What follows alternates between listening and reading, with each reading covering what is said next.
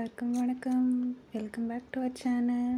இந்த சேனலை சப்ஸ்கிரைப் பண்ண எல்லாருக்குமே ரொம்ப ரொம்ப நன்றி. வாங்க வீடியோக்குள்ளே போகலாம்.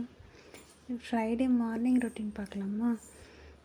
இன்னைக்கு காலையில் 4:30 பிரிஸ்காக ஸ்டார்ட் ஆகிடுச்சிட்டே. மார்னிங்கே எழுந்திரிச்சி தலை குளிச்சாச்சு. குளிச்சுட்டு என்னோடய வேலை ஸ்டார்ட் பண்ணிட்டேன். காலையிலே வீடெல்லாம் க்ளீன் பண்ணிட்டு ஃபுல்லாக மாப் போட்டு விட்டு கோலம் போட்டுட்ருக்கேன். வெளியே வாசலில் அம்மா போட்டு விட்டாங்க. சரி, பூஜை ரூமில் மட்டும் நம்ம போடலான்னு போட்டுட்ருந்தேன். மாக்கோலம் போடலான்னு அரிசியெல்லாம் ஊற வச்சேன். கடைசியில் அரைக்கவே மறந்துட்டேன். எப்படி மறந்தேன்னே தெரியல. தூங்கிட்டேன். காலையில் இன்ஸ்டன்ட் மாவு அரிசி மாவு இருந்ததை எடுத்துகிட்டு வந்து போடலான்னு பார்த்தேன். அது எனக்கு செட் ஆகவே இல்லை. கோலம் போடவே வரல. அப்புறம் சரி, வேறு வழியே இல்லைன்னு சொல்லிவிட்டு சாக் பீஸ் தான் கொண்டு வந்து போட்டுட்ருந்தேன் கோலம். எனக்கு கோலம் போட வராது. கோலம் போடவே நான் இப்போ தான் கற்றுக்கிட்டேன். அதனால் இனிமேல் தான் கோலப்பொடியிலையும் கோலம் போட கற்றுக்கணும். அரிசி மாவில் போடுவேன், சாக் பீஸில் போடுவேன். ஏன்னா இப்போ தான் ப்ராக்டிஸ் பண்ணி கற்றுட்ருக்கேன். போக போக தான் கற்றுக்கணும். கொஞ்சம் அட்ஜஸ்ட் பண்ணிக்கோங்க. இதே எனக்கு தெரிஞ்ச மாதிரி சிம்பிளாக ஒரு கோலத்தை போட்டு விட்டேன். போட்டு ஃபினிஷ் பண்ணிட்டேன்.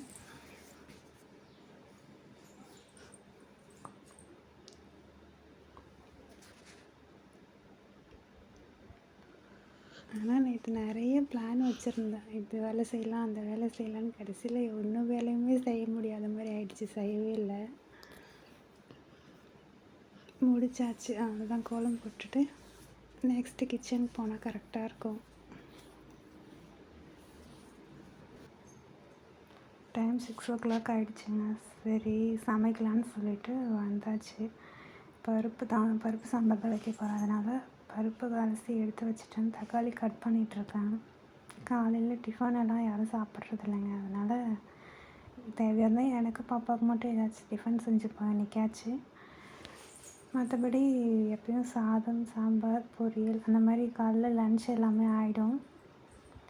அவங்க அதே சாப்பிட்டு பழகிட்டாங்களா, அதனால் டிஃபன் எல்லாம் காலையில் சாப்பிட மாட்டாங்க. பிரேக்ஃபாஸ்ட்டுக்கு லன்ச்சை தான் செஞ்சுடுவோம். அதே 2 வேளைக்கு சாப்பிட்டுப்பாங்க. நைட்டில் மட்டும் ஏதாச்சும் டின்னருக்கு மட்டும் செஞ்சுப்போம்.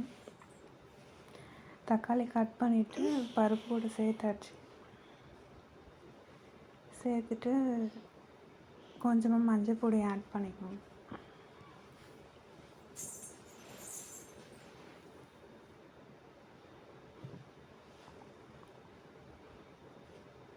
மஞ்சள் பொடி கொஞ்சமாக ஆட் பண்ணிட்டேங்க. ஆட் பண்ணிட்டதுக்கப்புறமா குக்கரில் வச்சு ப்ரெஷர் குக்கர் போட்டு மூடி வச்சாச்சு. 3 விசில் விட்டு எடுத்துக்கலாம். சரி, அதுக்குள்ளே சாம்பாருக்கு வெங்காயம் எல்லாம் உரிக்கலாம் அப்படின்னு சொல்லிட்டு வெங்காயம் எல்லாம் உரிச்சிட்டு இருந்தேன்.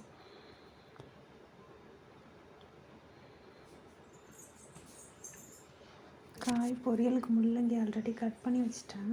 வெங்காயம் மட்டும் உரிக்கணும், அதனால் உரிச்சிட்ருந்தேன்.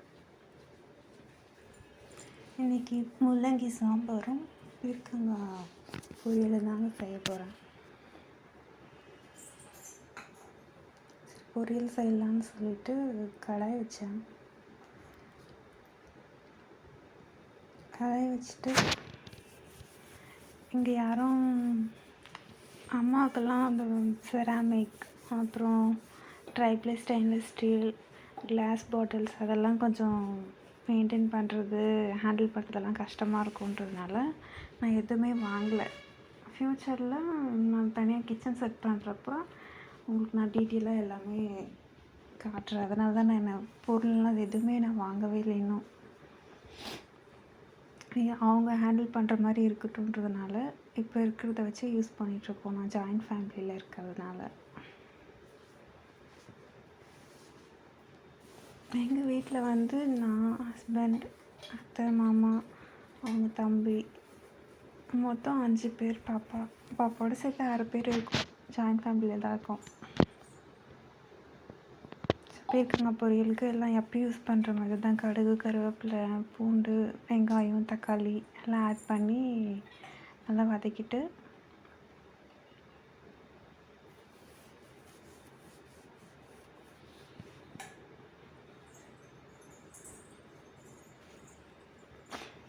வதங்கினதுக்கப்புறம் கொஞ்சமாக துருவி வச்சுருக்க தேங்காய் ஆட் பண்ணிக்கலாம். சரி, நான் வந்து காரத்துக்கு மிளகா ஆட் பண்ணல. சரி, பச்சை மிளகா இவங்க சாப்பிட மாட்டாங்க, அல்சர் ப்ராப்ளம் இருக்கிறதுனால. சரி, மிளகா சாப்பிட்டாலே எங்கேயாச்சும் போய் வாயில் தட்டு போடும் அப்படின்றதுனால காய் ஆட் பண்ணிக்கிட்டேன். ஆட் பண்ணியாச்சு. காய் ஆட் பண்ணதுக்கப்புறமா கொஞ்சமாக கலந்து விட்டுட்டு கொஞ்சமாக மஞ்சத்தூள், கொஞ்சமாக மிளகாத்தூள் காரத்துக்கு, அப்புறம் கொஞ்சமாக கல் உப்பு சேர்த்துட்டேன். சேர்த்துட்டு நல்லா மிக்ஸ் பண்ணிவிட்டு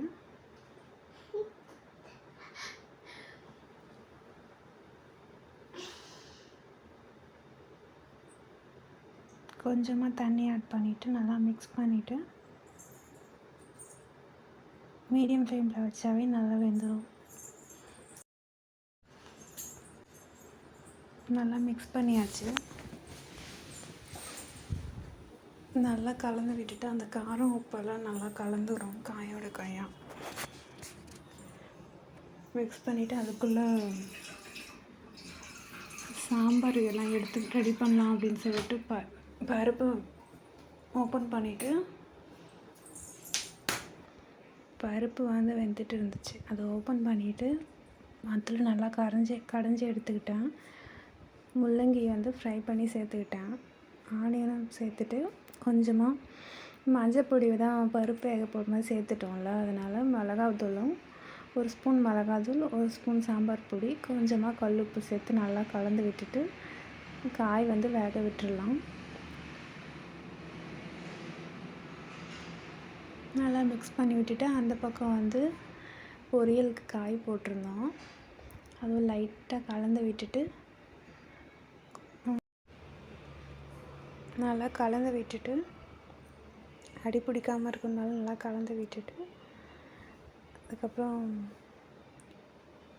இந்த பக்கம் குழம்பெல்லாம் கொதித்து வந்துட்டு இருந்துச்சு. சரி, காய் இன்னும் ஒரு கொஞ்சம் நேரம் வேகட்டும், அதுக்குள்ளே நம்ம சைட் பை சைடு சின்ன வேலையெல்லாம் முடிச்சுக்கலான்னு சொல்லிட்டு கொஞ்சம் பாத்திரம் வந்தது சிங்கில் கழுவிட்டு இருந்தேன்.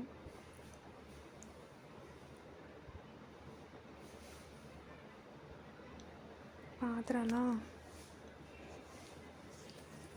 வாஷ் பண்ணிவிட்டு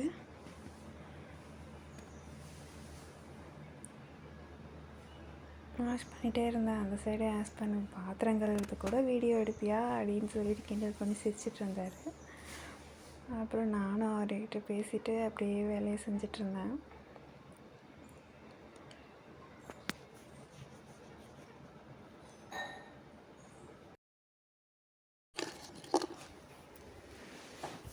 பாத்திரம்லாம் வாஷ் பண்ணிகிட்டே இருந்தேன். சரி, வாஷ் பண்ணிகிட்டு இருக்கும்போது அப்படியே காயும் வெந்த மாதிரி இருந்துச்சு. சரி, சீக்கிரமாக முடிச்சிடலான்னு சொல்லிட்டு எல்லாம் ஃபாஸ்ட்டாக வேலையெல்லாம் முடிச்சுட்டு சரி காய் வெந்துடுச்சு, புளி ஊற்றிடலான்னு சொல்லிட்டு பாதிலே விட்டுட்டு போய் புளியெல்லாம் ஊற்றிட்டு ரொம்ப திக்காக இருந்தது குழம்பு. கொஞ்சம் தண்ணி சேர்த்துக்கலான்னு தண்ணி கொஞ்சம் சேர்த்து நல்லா கலந்து விட்டு கொதிக்க விட்டுட்டேன்.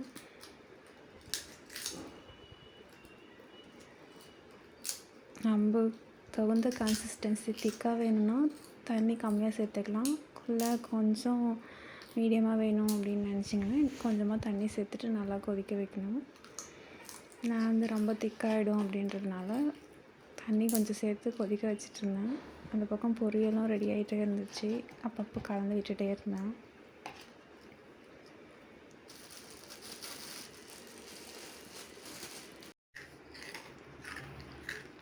பொரியல் கலந்து விட்டுட்டு இருந்தேன். நெக்ஸ்ட்டு சாம்பாரும் நல்லா கொதித்து ரெடி ஆகிட்டு இருந்துச்சு. சரி, இறக்கிட்டு தாளிப்பு கொடுக்கலாம் அப்படின்னு சொல்லிட்டு இறக்கி வச்சுட்டு கடுகு, கருவேப்பிலை, கொஞ்சம் வெந்தயம் சேர்த்து தாளித்து கொட்டிட்டேன். இந்த டைமில் வந்து வடகம் சேர்த்துட்டா ரொம்ப நல்லாயிருக்கும், வாசனையாக டேஸ்ட்டாக நல்லாயிருக்கும். வடகம் வந்து காலி ஆகிடுச்சு, அதனால் நான் வந்து சிம்பிளாக கடுகு, கருவேப்பிலை, வெந்தயம் சேர்த்து தாளித்து கொட்டிட்டேன். அவ்வளோதான், சமையலெல்லாம் முடிஞ்சிச்சு. சாதமும் அம்மா ரெடி பண்ணிட்டாங்க. சாதம், பருப்பு முள்ளங்கி போட்ட சாம்பார்,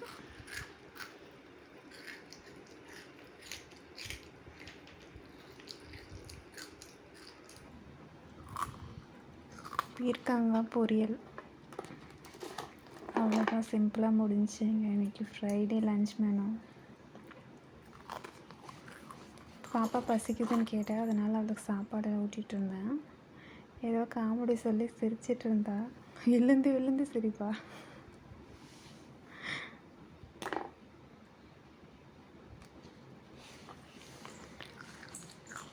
அவளை சாப்பிட வைக்கிறது தாங்க இருக்கிறதுல ரொம்ப கஷ்டம். ரொம்ப சேட்டை பண்ணிகிட்டே இருப்பாள். அம்மா ஊட்டி விடுன்னு சொல்லுவா, அப்புறம் வேண்டாம் நானே சாப்பிட்றேன்னு சொல்லுவா, மேலே உட்காந்தா தான் சாப்பிட்றேன்னு சொல்லுவா. சரி நீயே சாப்பிடுன்னு சொல்லி நானும் விட்டுட்டேன். அப்புறம் அவளே எடுத்து சாப்பிட்டுட்டு இருந்தா. இன்றைக்கி நான் பூஜை பண்ணுறது வேலை எல்லாமே முடிச்சுட்டு 9 மணிக்கு மேலே ஆகிடுச்சுங்க. உங்கள் வீட்டு செடியிலே பூத்த செம்பருத்தி இருந்தது, அதை வச்சு சுவாமியை அலங்காரம் பண்ணிவிட்டு விளக்கேற்றி சாமி கும்பிட்டாச்சு. எனக்கு சிம்பிளாக இன்றைக்கி ரொம்ப மன நிறைவாக சாமி கும்பிட்டாச்சுங்க. மனதுக்கு ரொம்ப சந்தோஷமாக இருந்தது, ரொம்ப ஹாப்பியாக இருந்தது இந்த மார்னிங். ஓகே, தேங்க்ஸ் ஃபார் வாட்சிங். இந்த வீடியோ உங்களுக்கு பிடிச்சிருந்தா லைக் பண்ணுங்கள், ஷேர் பண்ணுங்கள், மறக்காமல் சப்ஸ்கிரைப் பண்ணிக்கோங்க. பாய், நெக்ஸ்ட் வீடியோவில் பார்க்கலாம்.